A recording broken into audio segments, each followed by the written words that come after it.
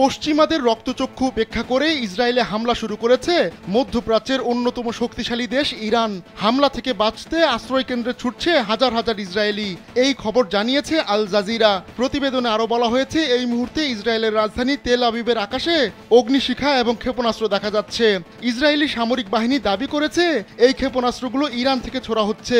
এর আগে মার্কিন সংবাদ মাধ্যম নিউ ইয়র্ক টাইমস জানিয়েছে, ইরান ইসরায়েলের 3টি বিমান ঘাঁটি এবং তেল আবিবের উত্তরাঞ্চলে অবস্থিত একটি গোয়েন্দা হেডকোয়ার্টার লক্ষ্য করে হামলা চালাবে। এর পরপরই এই হেডকোয়ার্টার খালি করে ফেলা হয়। গেল 1 এপ্রিল সিরিয়ার রাজধানী দামেস্কে অবস্থিত ইরানি কনসুলেটে ভয়াবহ ক্ষেপণাস্ত্র হামলা চালায় ইসরায়েল। এতে ইরানের ইসলামিক বিপ্লবী গার্ডের 2 কমান্ডার সহ 7 উচ্চপদস্থ কর্মকর্তা নিহত হন। এরপরই হামলার জবাব দিতে সরাসরি ইসরায়েলে হামলা চালায় ইরান।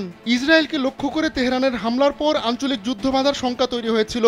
এটি ঠেকানো সম্ভব হয়েছিল, তবে এবার আঞ্চলিক যুদ্ধ ঠেকানো অনেকটাই অসম্ভব হয়ে পড়বে বলে জানিয়েছেন কূটনীতিকরা।